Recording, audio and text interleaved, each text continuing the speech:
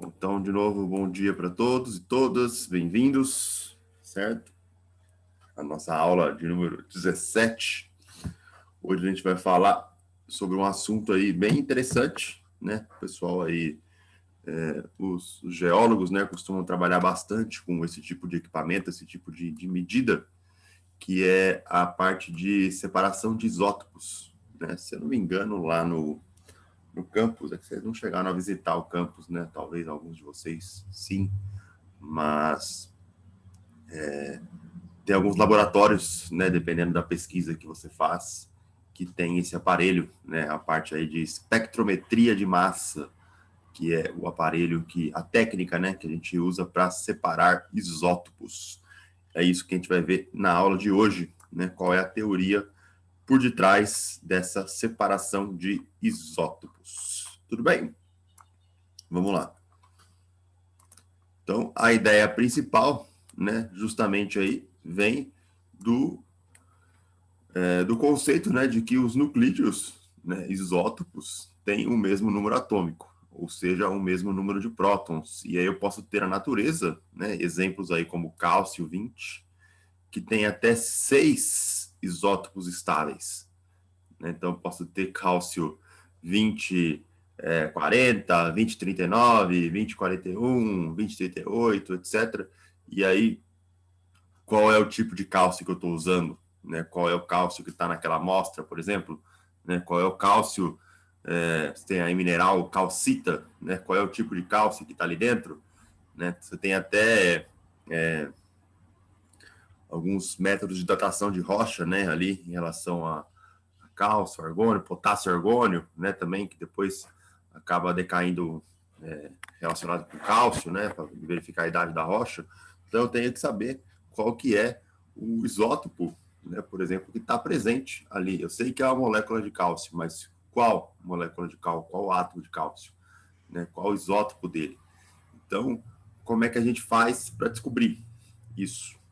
Então, a ideia é usar uma técnica chamada de espectrometria de massa, certo? Bom, metria está relacionado com medida, né? Então, você está medindo aí a massa, e espectro está relacionado aí com as diferenças, né? Com a faixa aonde essa massa existe. Né? Essa palavra espectro, toda vez que eu lembro dela, eu lembro do desenho do cavalo de fogo, né? Não sei se foi da época de vocês, mas tinha ali a Diabolim, tinha uns espectros do mal lá, que eram criaturas que saíam do fogo do inferno, lá elas se consultavam em relação a eles, desenho dos anos 80, né? Bem raiz. Então tinham os espectros, e quando eu lembro a palavra espectro, eu lembro do desenho.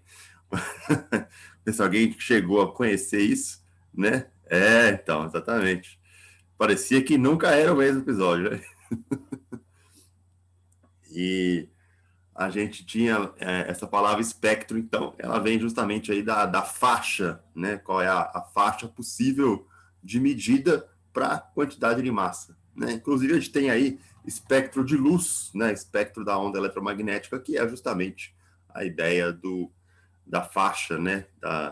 Onde as frequências e comprimentos de onda existem. E, então, existe um aparelho, né, chamado espectrômetro de massa, né, que é o medidor de massa, aonde eu coloco a minha amostra, né, então eu vou lá, tenho uma amostra, um pedaço de rocha, um íon, uma molécula, às vezes o pessoal usa filmes também, né, então essa amostra é colocada nesse aparelho e ela é ionizada. O que seria ionizada? Ela é acelerada por um potencial elétrico. Então, basicamente, eu ligo ela a uma diferença de potencial, a uma bateria muito forte, né, da ordem de 1000 volts, 2000 volts, justamente para dissociar essa molécula. Né? Esse alto potencial aí, ela acaba ionizando a molécula. Aí eu tenho cátions, eu tenho ânions, né? Eu tenho aí toda aquela relação, né, de moléculas ionizadas. E depois que ela é ionizada, ela entra numa câmera que passa por uma região de campo magnético. Esse campo magnético ele faz com que a trajetória do íon, né, conforme ele está se movendo ali dentro da câmera, ela seja de maneira circular, ou para a direita ou para a esquerda, dependendo se o íon é positivo ou negativo.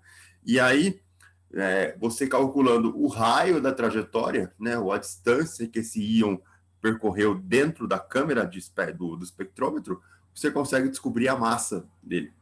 É isso que a gente vai ver na aula de hoje, né, como é que é a física por detrás desse aparelho, né, desse espectrômetro de massa, e como é que eu uso para separar os isótopos. Vamos lá, então. Então está aqui, né, um esquema, né, do nosso espectrômetro, certo? Então, está aqui a minha amostra, né, ó. Opa, circular aqui.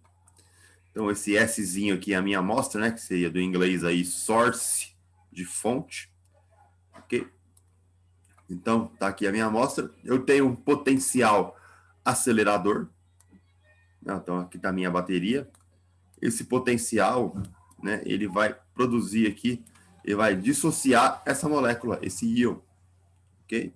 E o que acontece? Depois, quando essa amostra entra em contato com esse potencial, ela é acelerada, ou seja, ela tem aí dissociada com uma carga, né? Essa carga, ela entra aqui, ó, numa região, né, na minha câmera, com uma certa velocidade V.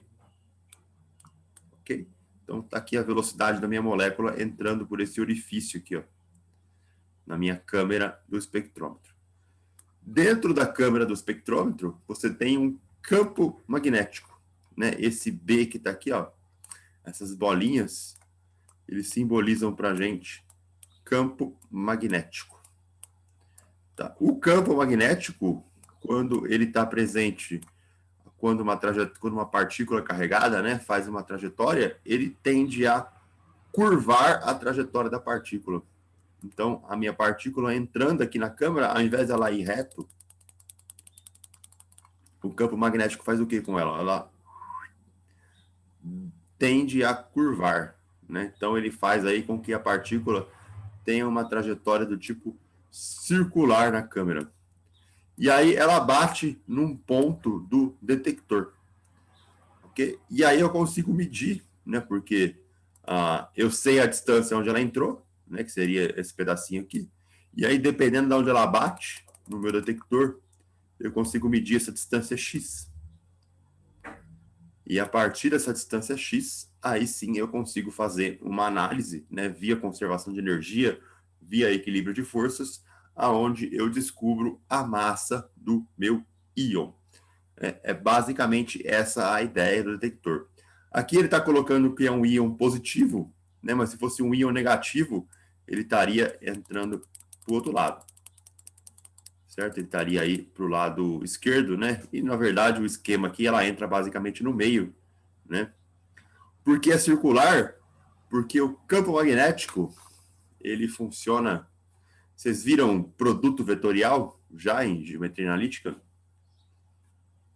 A professora já falou sobre isso?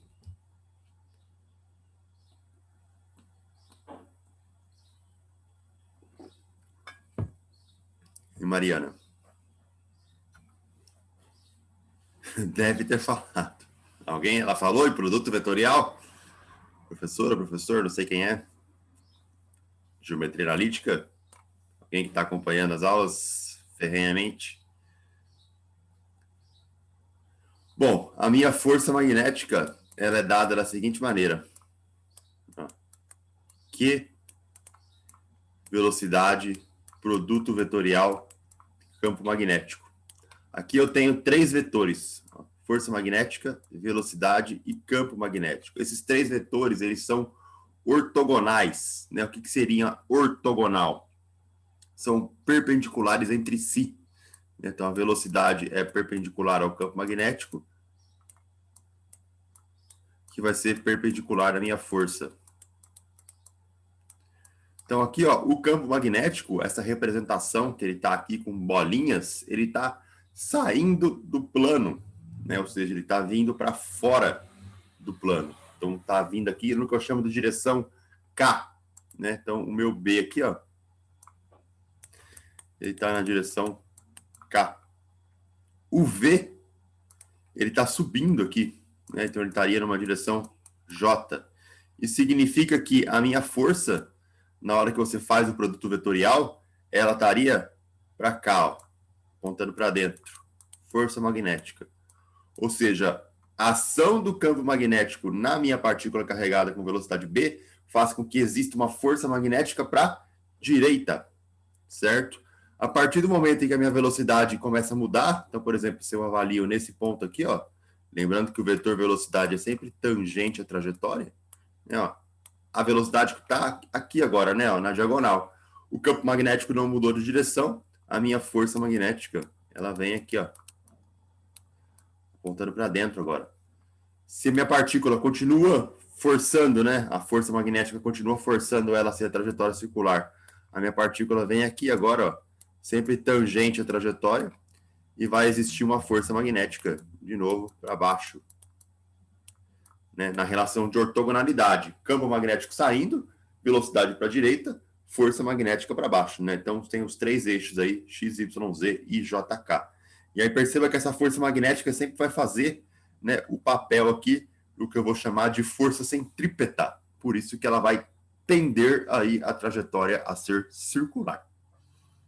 Tudo bem?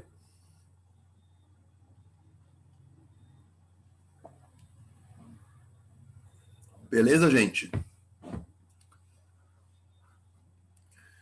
Tranquilos? Vamos lá, então. A Mariana já adiantou, né, aqui o que eu ia explicar lá na frente. Então, já fica aí o nosso adianto, né? E como é que eu analiso, né, os resultados que saem desse espectrômetro, né? Eu posso avaliar na ideia aqui M por Z, né, ou massa por número atômico, né, a quantidade que eu tenho aí. Então, ele vai te dar, tipo, basicamente um gráfico de histograma.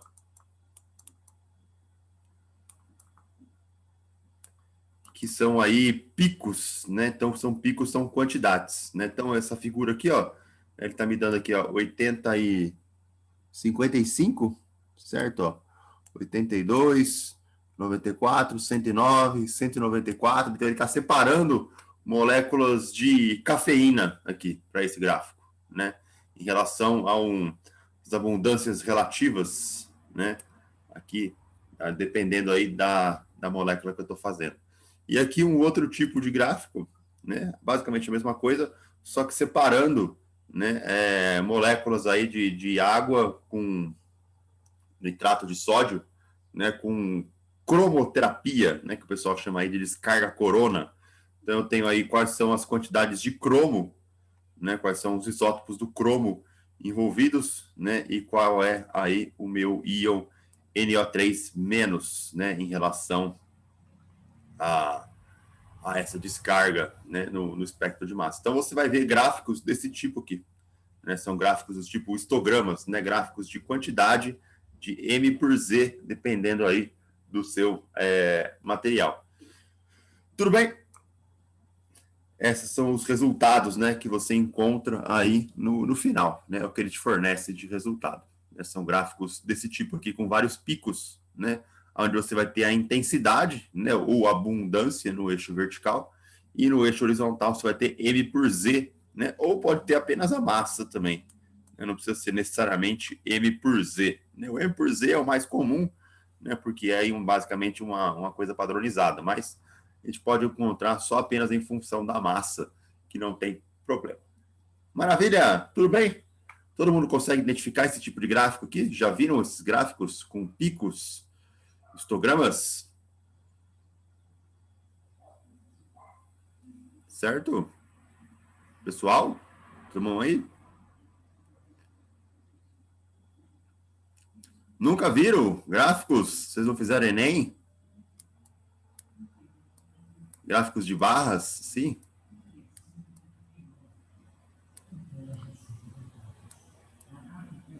Nunca viram um gráfico desse tipo?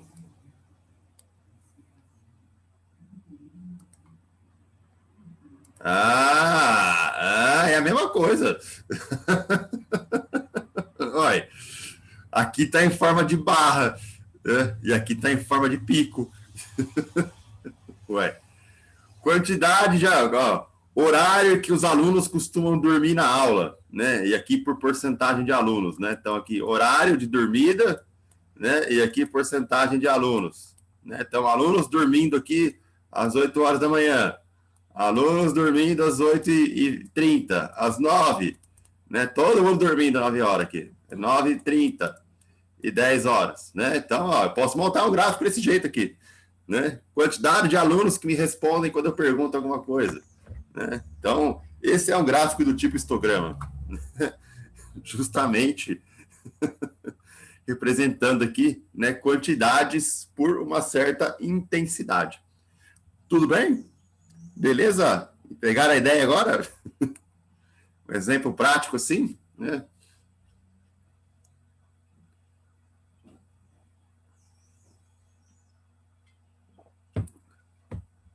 Ok.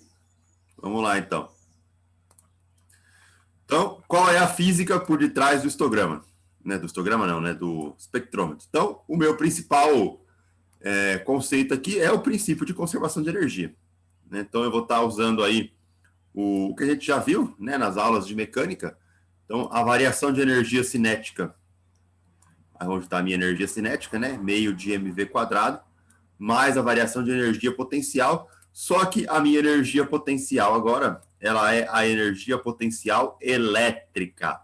Né? A gente viu aí na mecânica apenas a energia potencial gravitacional, o MGY, né? A gente viu também o kx quadrado sobre 2, que seria a elástica, mas a gente tem aí a energia potencial elétrica, que está relacionada justamente com a força elétrica. Né? Então, ela é dada aqui por menos QV, aonde o Q é a minha carga da partícula, né? E o V é o potencial acelerador, né? A quantidade de volts que eu tenho aqui, né, na hora de estar acelerando essa partícula. E o Qzinho vai ser a minha carga do íon, né? Lembrando aí que eu posso ter íons, por exemplo, Li+, sódio+, né, por exemplo, né, Cl-.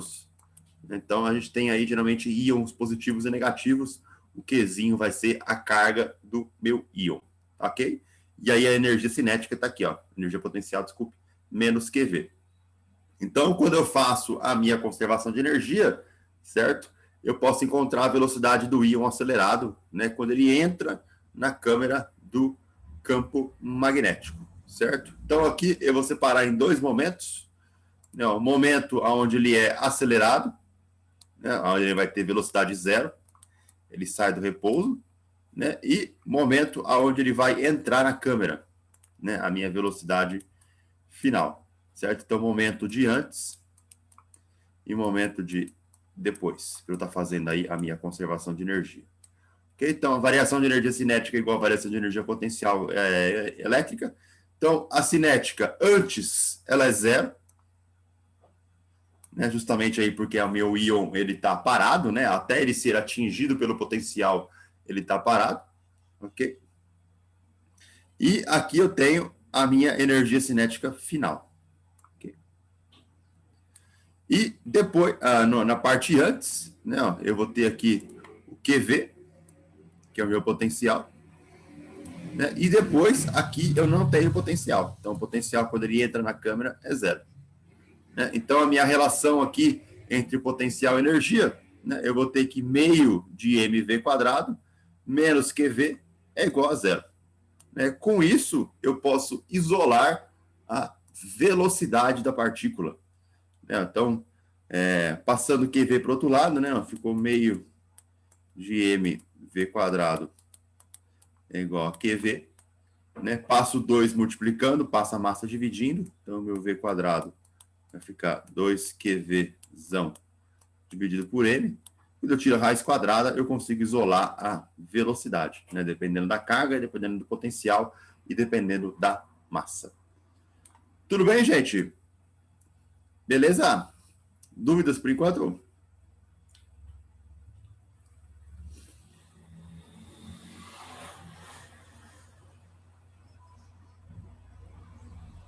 André, qual a unidade de medida que usa Para para dar velocidade aí? É normal, metro por metros por segundo? segundo. Metros por segundo. Tá. Né? Sim, o V maiúsculo é o meu potencial. ele é medido em volts. É uma tensão.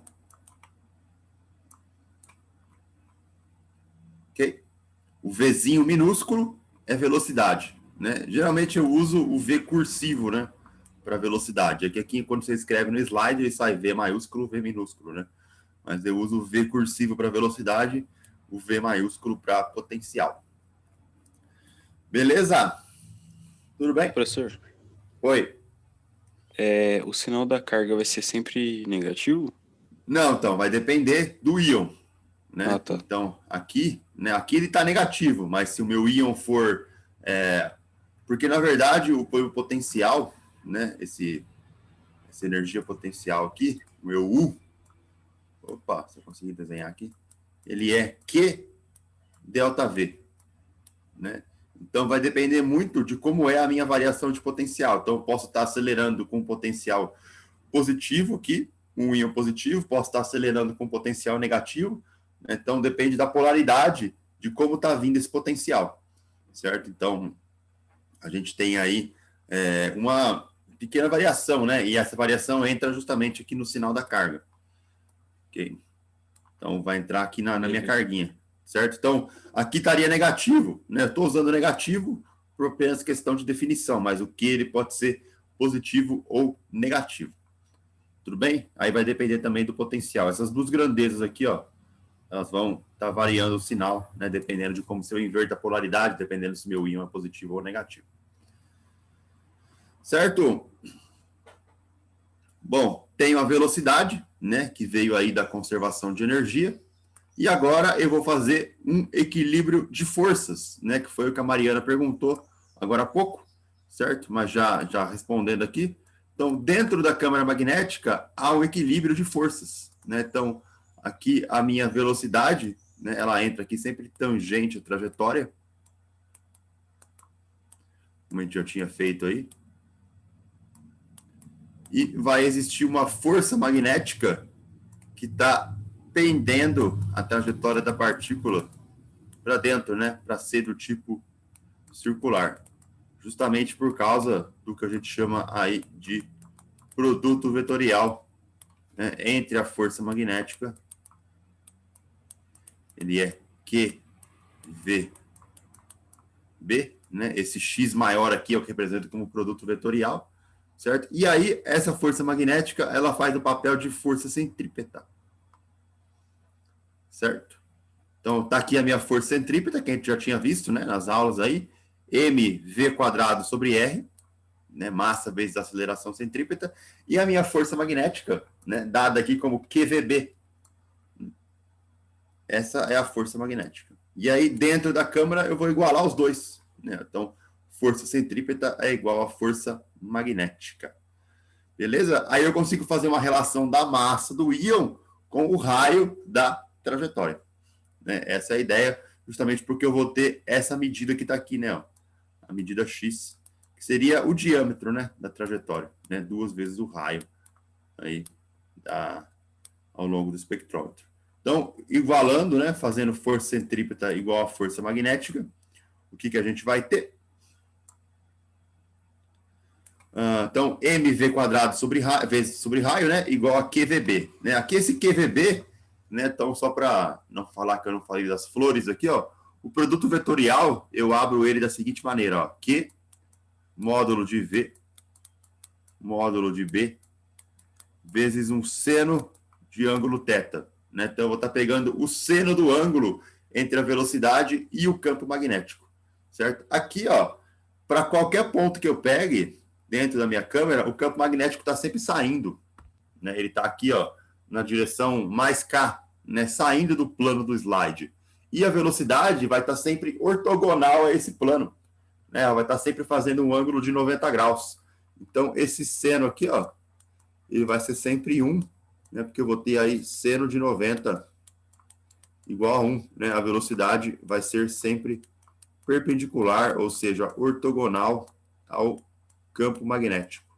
Então, isso aqui vale 1, e aí a minha força magnética, ela se reduz aí ao QVB, né? Justamente aí, sem a parte do seno, já tirando a análise do nosso produto vetorial. Vocês não viram mesmo ainda produto vetorial lá em geometria analítica? Ela está dando álgebra ainda?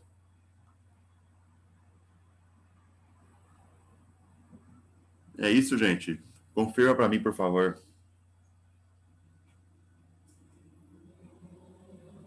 Vocês estão assistindo a aula? A matéria é tão cabulosa que acho que a maioria tá meio perdido, viu, professor? Eu, pelo menos. Não tá dando, porque eu sou perdida na aula dela, não entendo nada.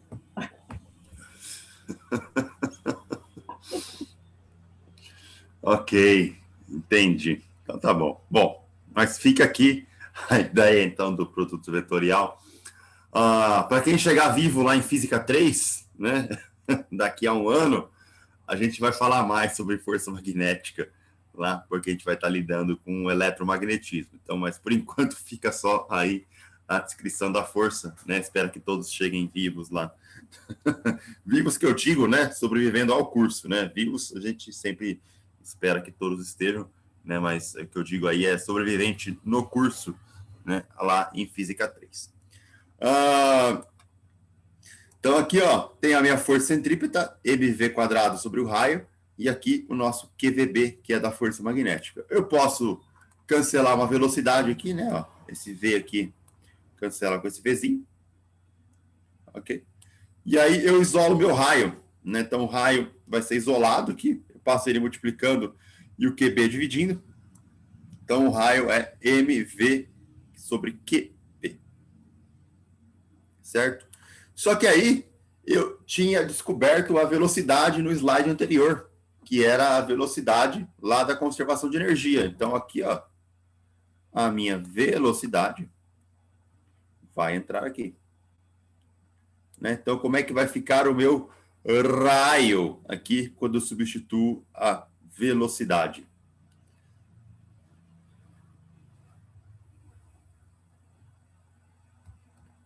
Alguém? Ó, ele vai ficar nessa formulinha aqui, ó.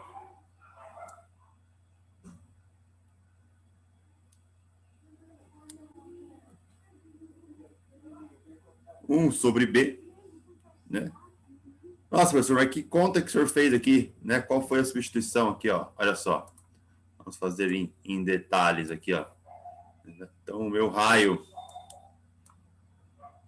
ele era M. Opa, M.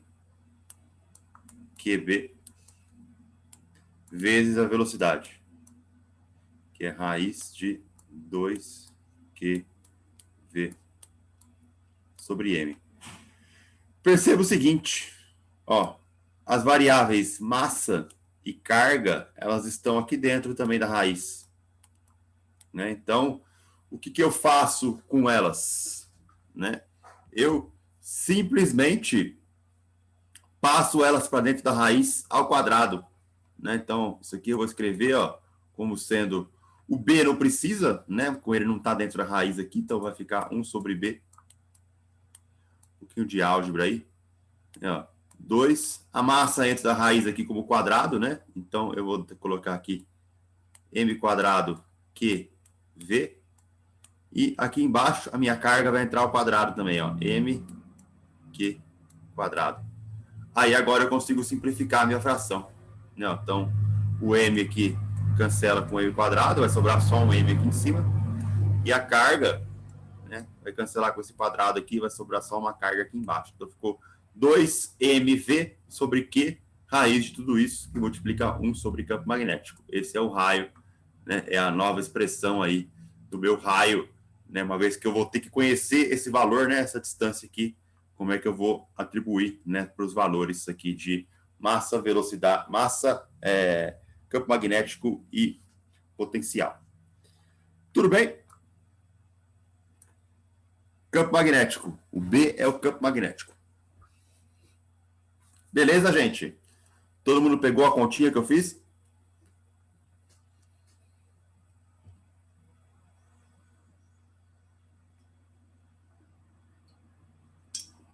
Eu não mudei em nada a minha expressão.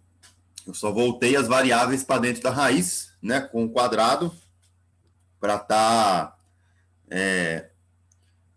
equacionando elas, né, para estar aí jogando de um lado para o outro. Vamos lá, então. Agora a gente tem o raio. Com o raio em mãos, certo? Que está aqui, ó.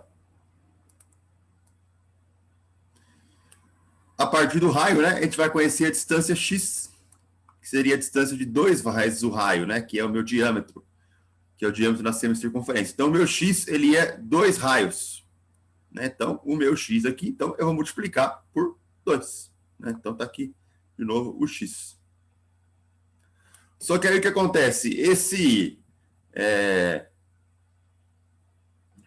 Essa expressão de x aqui, né, ela é uma coisa que é medida, certo? Então, quais são os parâmetros que eu consigo regular no meu aparelho? Então, o campo magnético, eu consigo regular ele. Ele é um parâmetro onde eu vou lá num botãozinho e vario, né, ali o valor do campo magnético. Então, isso é um valor conhecido. O potencial acelerador V também ele é um valor conhecido, né? Eu consigo regular esse valor aqui, certo? A distância x, ela é determinável, né? Porque eu consigo medir essa distância, esse é o valor de resposta que eu vou obter. Então, os valores de B, V e x são todos aí dados, né? A princípio. Então, a única coisa que eu não conheço vai ser a minha massa. Então, essa massa que está aqui, eu vou isolar ela dessa expressão, né? Eu tenho que tirar ela de dentro da raiz aqui. Como é que eu vou fazer isso? Como é que eu tiro a massa de dentro da raiz? Leandro, como é que tira a massa de dentro da raiz?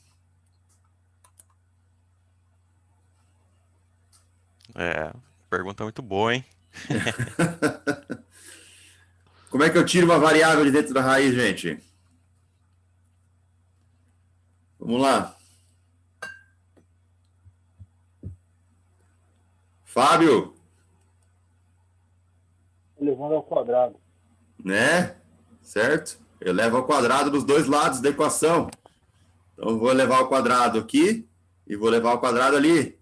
Então, isso aqui vai ficar x quadrado é igual 2 ao quadrado, que é 4, b ao quadrado. E aí, tiro tudo mundo que está na raiz, né? Ficou 2mv sobre q. Agora é só isolar, né? Aqui, ó. Então, o b passa multiplicando, a carga passa multiplicando, né? Então, eu vou ter aqui, ó, b quadrado, q, x quadrado, né? Desse lado para cá. 2 vezes 4 dá 8, vezes o potencial, né? 8v. Até aqui. Então, essa é a minha massa, ok?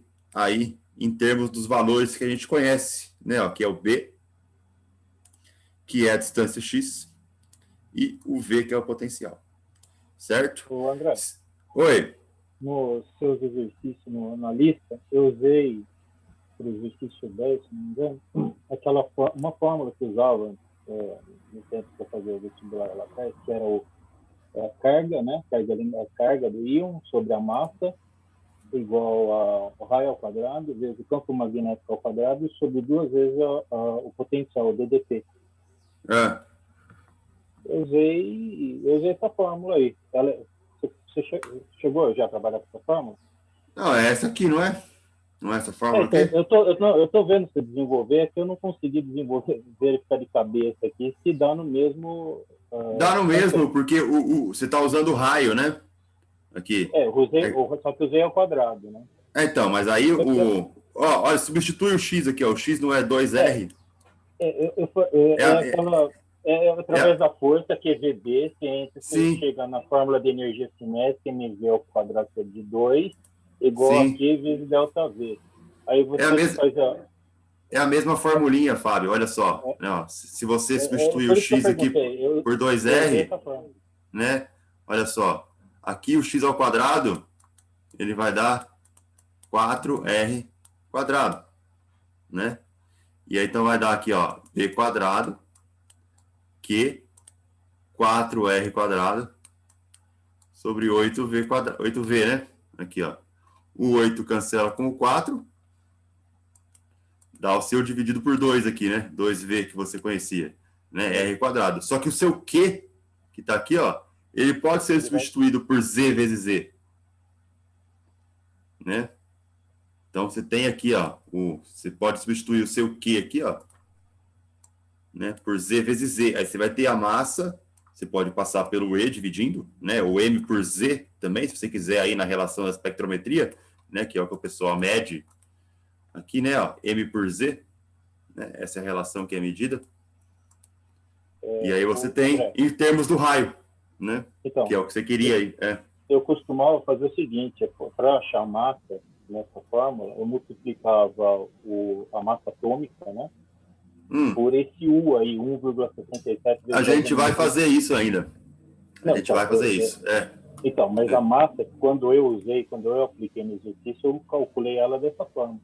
Sim, a gente vai fazer isso. Né? A gente vai pegar a massa aqui, ela vai dar em termos de U.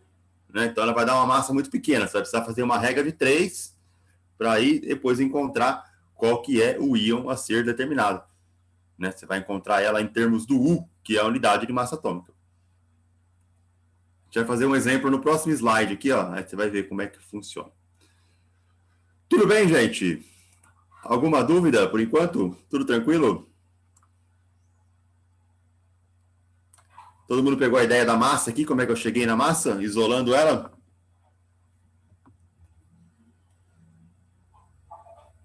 Certo?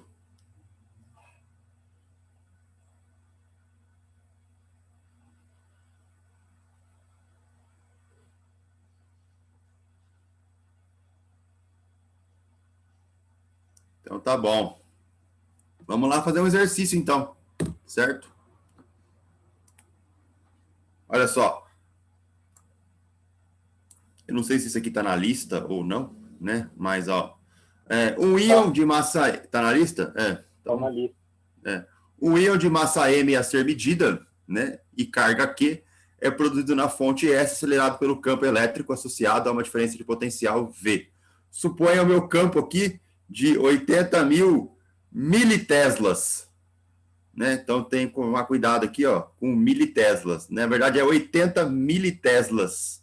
Isso aqui é para ser uma vírgula e não um ponto, tá? Então tomar cuidado aqui, faltou, é um errinho que está aqui, é uma vírgula e não um ponto. Então é 80 militeslas. Tesla é a unidade de campo magnético, né? Para quem aí nunca tinha ouvido falar do Tesla, a não ser do Nikola Tesla, né? Justamente em homenagem a ele. O meu potencial da ordem de 1000 volts. Os íons vão produzir aí uma carga, que é basicamente a carga do elétron, né? 1,6 vezes 10 a menos 19 coulombs, e vão atingir o detector num ponto aí de uma distância de x é igual a 1,6254, né? Esse é o x aqui. Qual é a massa dos íons em unidade de massa atômica?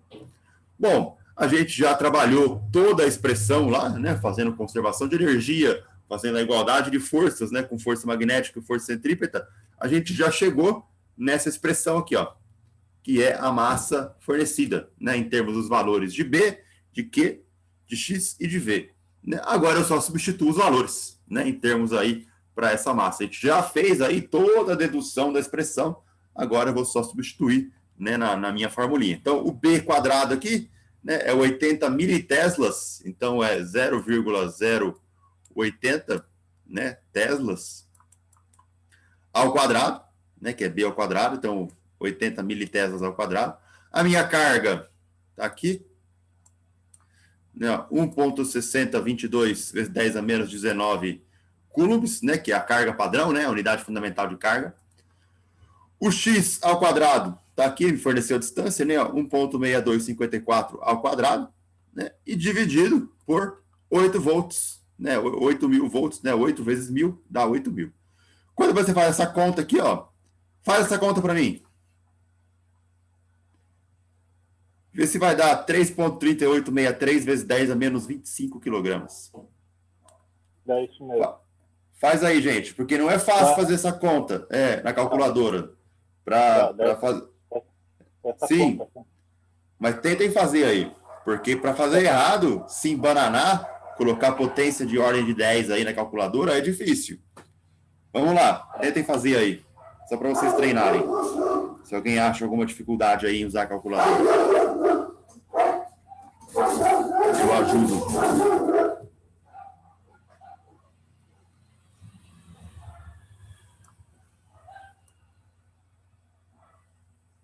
Todo mundo sabe usar a potência de 10 na calculadora? Professor, aqui deu diferente. Você falou que não é para usar a potência de 10? Não, é para usar a potência de 10. Né? Ah, tá. O meu deu diferente, deu 3.3863 sobre 25. Sobre 25? Perdão, elevado a menos 25. Tá certo. Então, ué. É que o resultado deu diferente, deu 203.93. O que você fez? Deu diferente? 303? Não, o que deu na resposta do slide tá 203.93, certo? Aham, certo. Aqui deu 3.3863. Não, mas aqui eu vou transformar em unidade de massa atômica ainda. Ah, tá, Calma lá. beleza. Não, se achou esse valor aqui, tá tranquilo. Esse valor que eu quero que você encontre. Beleza, é isso aí mesmo. Se achou esse valor, então beleza. Então, ok, tranquilo. Todo mundo conseguiu, gente? Fazendo a calculadora? É para fazer mesmo aí. Né? Porque a gente vai trabalhar bastante agora com números muito grandes e números muito pequenos, até o final do curso. Então, tem que aprender a usar a calculadora, né, para fazer essas contas aí. Para não errar na hora de fazer prova, etc. Erre na aula, né? Deixa a aula como teste, aproveita para errar na aula, aproveita que eu estou aqui para ajudar, né? Depois vocês tocam o barco. Bateu? Deu certo? Então, beleza. Então, se está dando certo aí, maravilha. Opa, deixa eu passar uma borracha aqui. Borracha. Eu não consigo selecionar a borracha no meu amigo aqui. Aí. Bom, a gente achou esse valor, né? Ó, 10 a menos 25. Mas que massa é essa? De 10 a menos 25. Bom, eu vou precisar fazer um rearranjo da massa de acordo com a unidade de massa atômica. Então, esse U que está aqui, ó, 1,67 vezes 10 a menos 27...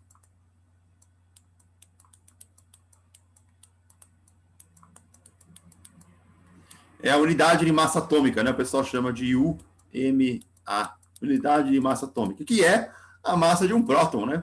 Isso aqui é basicamente aí a massa de um próton, que é o que a gente mede, né? A massa atômica, o meu A, né? Ali, certo? É massa, prótons, número de prótons mais número de nêutrons, né? A massa do próton é basicamente aí igual ao número do nêutron, né? Então, eu meço aí a massa do meu elemento, né? Em termos aí da unidade de massa atômica, né, do próton. Então, eu vou precisar fazer uma regra de 3. Então, U está valendo aí 1,67 vezes 10 a menos 27. Quanto valem XU, né, para 3,3863 vezes 10 a menos 25. Então, você vai fazer a regrinha de 3. Multiplicar em cruz, certo? E dividir, né, um pelo outro aqui.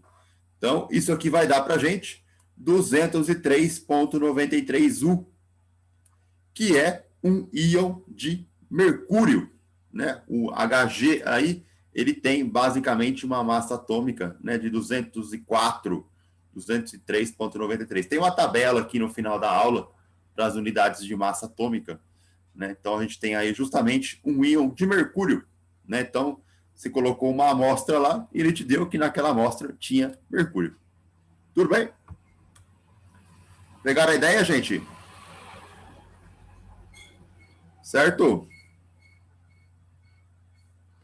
Sim, é porque a carga elétrica, né? Tanto íon positivo ou íon negativo são baseados na carga fundamental, que é o 1,6 vezes 10 a menos 19 coulombs, né? Tanto para o positivo quanto para o negativo.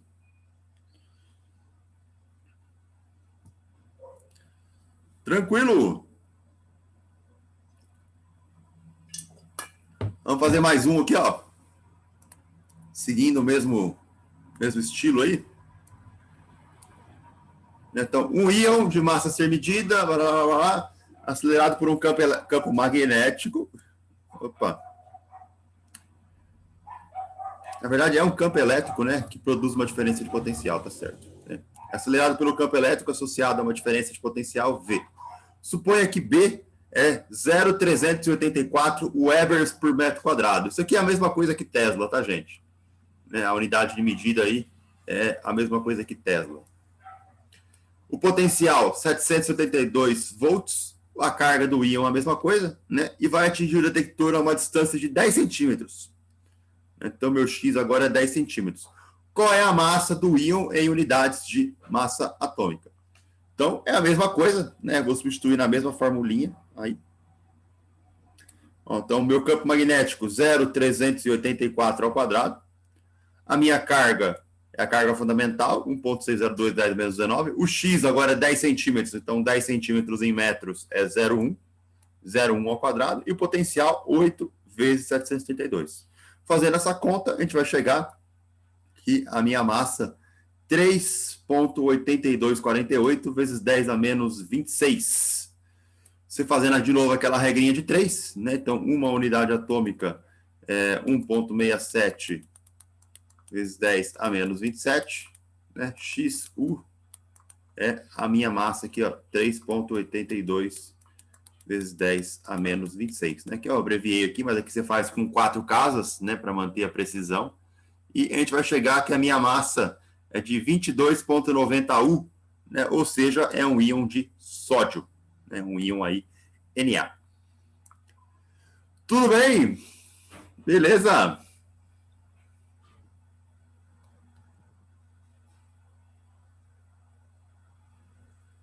Alguma dúvida, gente? Tudo tranquilo?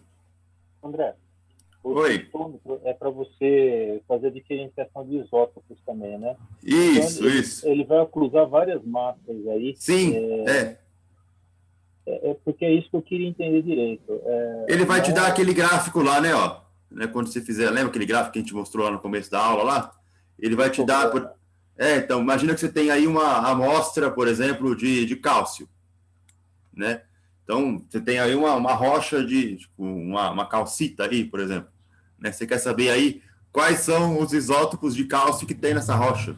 Né? Então, quando você coloca ela no histograma, né, no espectrômetro, perdão, ela vai te dar ali vários picos, né? Ó. Então, você vai ter ali, por exemplo, tenho 6 isótopos estáveis do cálcio, então tem uma quantidade de isótopo 1, de isótopo 2, isótopo 3, isótopo 4, isótopo 5, isótopo 6. Né? Então, ele vai te dar ali a quantidade de cada isótopo que tem nessa amostra, né? Nesse cálcio aí. Ele vai separar todas as massas. Por raio. Ele vai separar por raio na câmera. Pelo raio, né? Porque ele vai quebrar as moléculas, né? Quando o potencial acelerador bate nessa amostra, ele quebra ela em íons, né? O nosso íon aí, cálcio mais 2, né? Mais 2, né? Se não me engano. Esse aparelho, André, por exemplo, você está falando do exemplo da calcita. Você separa o carbonato antes do cálcio ou você para lançar só o íon de cálcio, é isso? Não, na verdade ele vai separar os íons, né, ali. Então, eu dei calcita como exemplo, né? Eu não sei um pouco de geologia, mas aqui eu sei de íons, né? Então, eu não sei qual é a fórmula da calcita. Né? CaCO3. Você joga CaCO3 para conseguir o íon de cálcio, é isso? Nesse espectrômetro? Acredito que sim, né? Porque o CO3, né? Aí ele não só tem um íon, né? Ele é o mais aqui, né? Menos 2, né? Vai ser. É o ânion, né? O ânion. O íon pode ser cátion ou ânion, né? O íon é a molécula associada. E aí, o cálcio vai pegar, né? Ele vai quebrar e ver qual é o do cálcio. E o carbono e o oxigênio, né? Na verdade, eles quase não... Eles têm isótopos também, né? Talvez ele consiga pegar, né? Se tiver aqui algum carbono 14 presente na molécula, né? Ele consiga pegar também. Então, ele vai conseguir separar, né? Aí os íons também do CO3 aí. Porque, André, eu estava visualizando uma explicação que você deu lá atrás. CO3 aqui, né? Para baixo. O cátion, você falou que ele segue à direita conforme a força do campo magnético, exercendo a função de força centrípeta, ele vai para a direita. Esse ano ele iria para a esquerda fazendo a separação. Eu imagino uma coisa assim.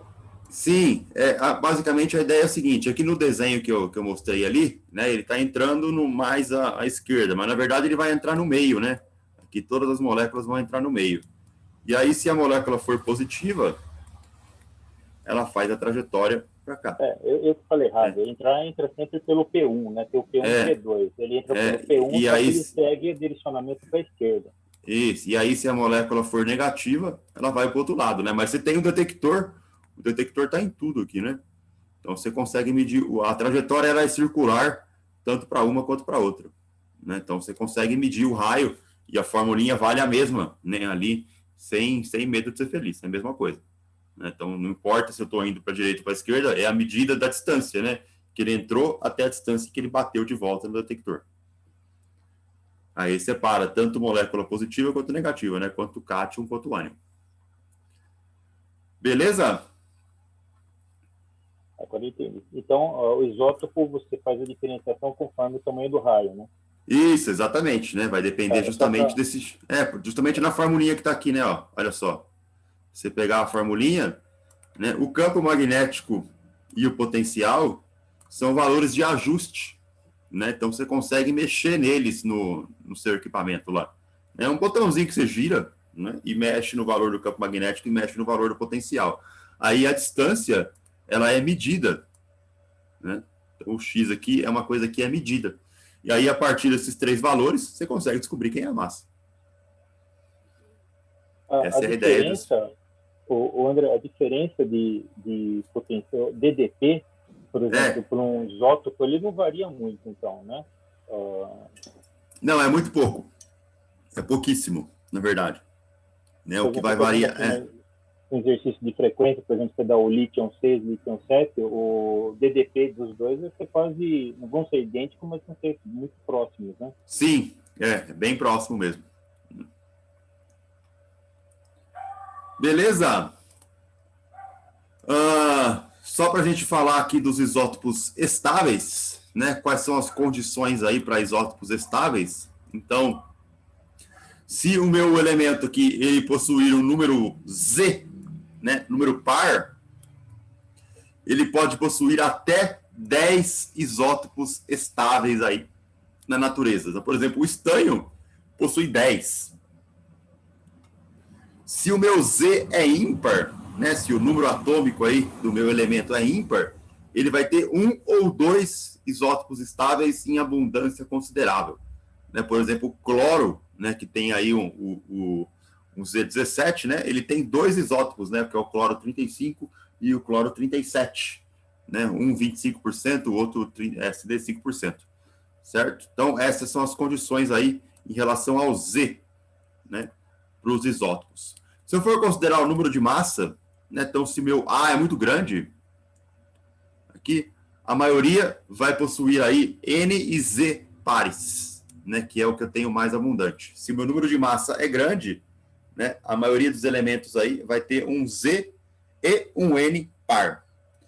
Se o Z for par e o N for ímpar, eles são menos abundantes.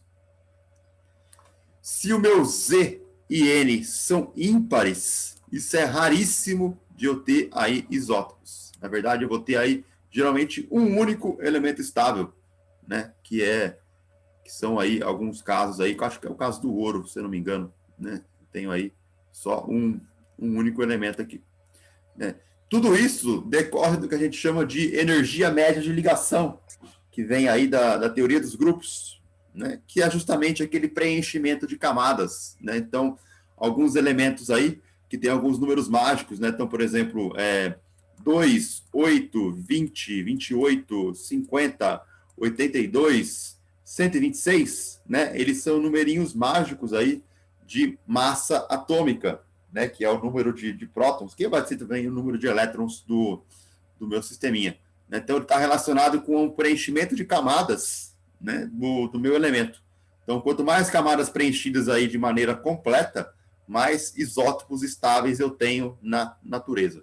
Né? Então, o exemplo aqui do cálcio, né, que tem 20, possui 6 isótopos. O exemplo do estanho, que é 50, né, tem 10 isótopos. O exemplo do chumbo, que é 82, né, tem uma pancada de isótopos também. Né? Então, a gente tem aí esses numerinhos mágicos, né, que está relacionado com a teoria de grupos, com as energias de ligação, né, da formação aí das camadas da eletrosfera. Eu tenho uma tabela aqui agora, olha só, algumas tabelas, né, com o isótopo, né, a massa dele e a quantidade aí, né, de isótopos estáveis. Né? Então, por exemplo, o hidrogênio, olha só, o hidrogênio só tem um, né? Tem o hidrogênio, deutério, o hélio tem dois, né? Um é o hélio 2, 3, né? É da ordem aí de 10 a menos 3, 10 a menos 4, e o hélio abundante, né? É o hélio 2, 4, da ordem de 100%. O lítio, né? 3, 6, ele tem aí 7%, e o lítio 3, 7 tem da ordem de 92%. Berílio 4, 9, só tem um isótopo, que é 100%. Boro 5, 10, boro 5, 11, né? Cada um aí 18% e 80%. Carbono 6, 12, carbono 6, 13. Né? Aqui eu não estou falando do carbono 14 porque ele não é um isótopo estável, né? Ele é instável, ele decorre aí decaimento beta. Nitrogênio 7,14, nitrogênio 7,15. Olha o oxigênio tem 3 isótopos estáveis. Né? O 8,16 é o mais comum, o 8,17 ele é encontrado aí com uma abundância de 0,3%, né? E o 8,18 acordado aí com uma abundância de 0,2%. O flúor só tem um, né? 9,19, né? Que é aquele caso que eu comentei agora aqui, né? Z ímpar e N ímpar, né? Então, são muito raros, eles quase não têm isótopos. É o caso do flúor, aqui. É o caso do sódio, por exemplo, também, né? Z ímpar e N ímpar. O neônio já tem aí, né? Lembra do numerinho mágico? O 10 aqui, tem 3 isótopos estáveis. Magnésio, também, 3 isótopos estáveis. Aí você vem cada um, né? Alumínio também é um caso raro, 13,27, só tem um. Silício eu tenho 3. Fósforo, de novo, né? Os ímpares, tá vendo? Os ímpares, eles quase não têm, né, isótopos. E os pares têm uma cacetada, né? Olha o cálcio de novo aqui, Cálcio 40, 42, 43, 44, 46, 48. Né? São todos isótopos estáveis do cálcio. O mais comum, lógico, é o 40. Mas eu posso ter os outros aí presentes também. Titânio, né? Cacetada aí de isótopos estáveis. Olha os ímpares, né? Fiquem atentos aos ímpares, né? O escândio 21 só tem um isótopo. Né? Olha só, o manganês 25 só tem um isótopo. Vamos pegar algum outro aqui. A grande maioria agora. O arsênio 33 só tem um isótopo, né? Que são casos dos ímpares lá. Agora, quando você pega os pares, né? Então, o cromo. O cromo tem 4 isótopos estáveis. O níquel tem 5 isótopos estáveis, né? Em cada um aí, 2 em abundância considerável. O zinco tem 6 isótopos estáveis. Né? Germânio também tem aí, bastante, né? São aqueles numerinhos mágicos, né? Aqueles preenchimentos de camada. Selênio, né? Tem uma pancada também. Né? Olha só o nióbio, né? Só tem um. O iutênio também só tem um. Certo? Os ímpares aqui, Olha o rutênio 44, né? Tem uma pancada de isótopo estável. Né? Tudo por causa daquele preenchimento de camadas ali, Se a gente for mais lá na frente, olha só, o RH, agora eu esqueci o que é, radônio, né? Radônio, né? Rutherfórdio, se não me engano, né? Tem só um aqui, O paládio tem um monte. A prata tem 2, né? Aí em abundância considerável, né? 50 e 50. O cádmio tem uma cacetada. Né? Olha o estanho. Aqui, tem 10 isótopos estáveis. Um monte. Né? E você percebe os ímpares, né? Os ímpares quase não tem, né? Os ímpares, eles vão ter aí, basicamente, 2, né? Se a minha massa é muito alta, né? Conforme aqui, Se o A é grande, né? Z ímpar vai ter 1 ou 2 isótopos estáveis em abundância considerável, que é o que está acontecendo aqui, ó. Olha só o 51 aqui, esqueci agora o nome. Não é o estrôncio, acho que é o estrôncio, né? Não é estrôncio, esqueci, 51. Mas ele tem, ó, 2 em abundância estável. O índio também, ó. O európio, né? A mesma coisa, né? Ó, 2 em abundância estável.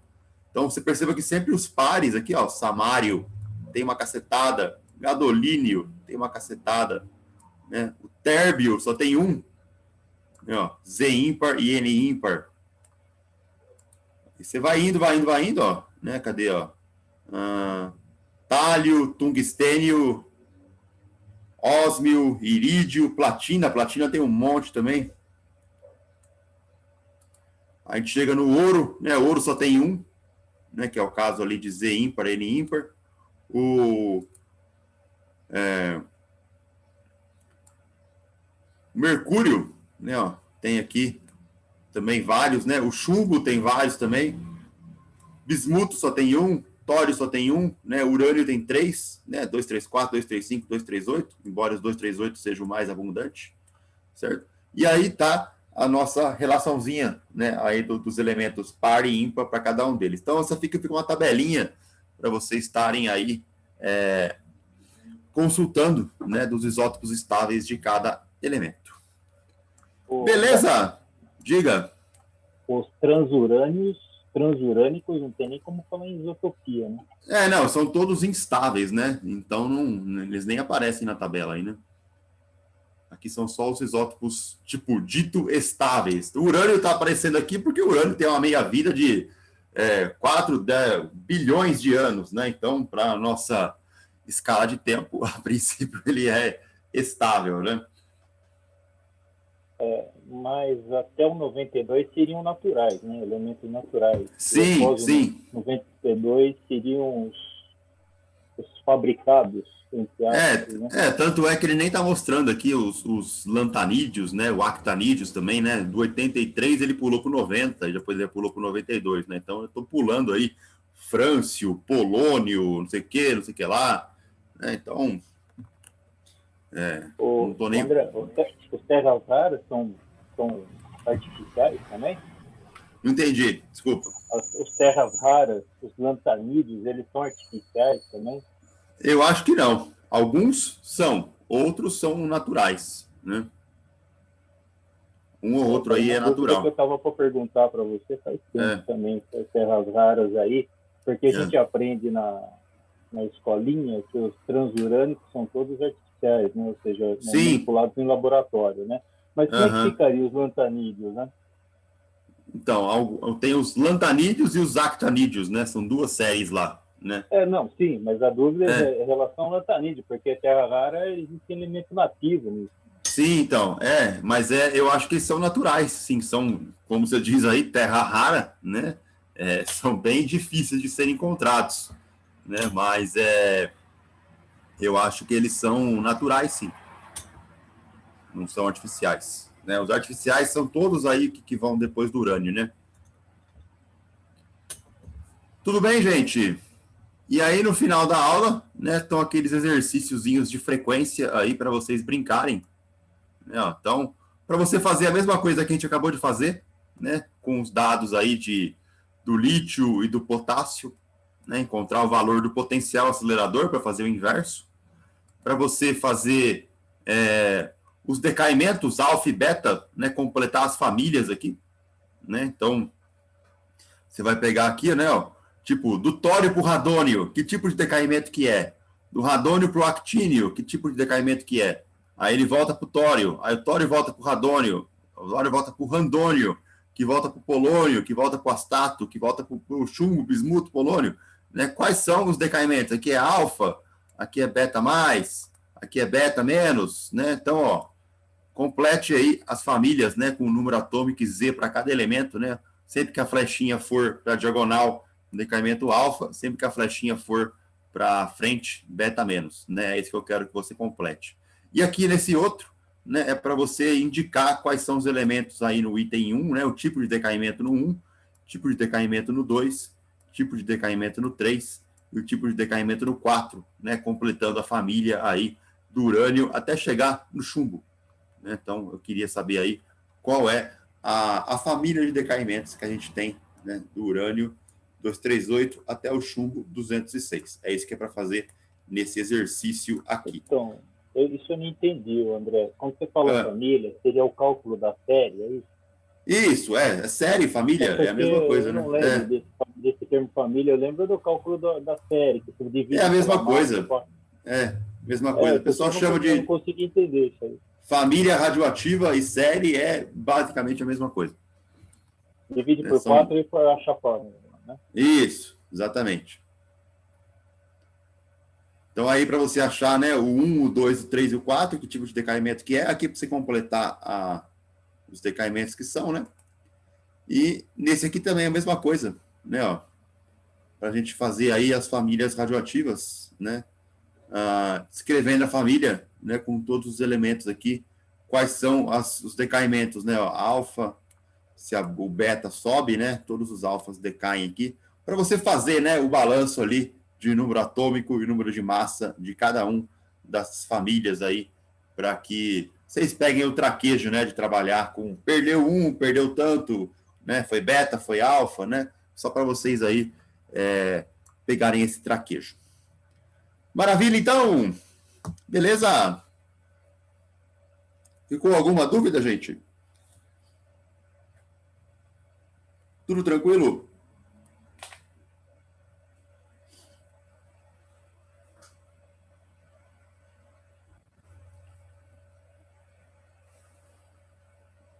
Ok.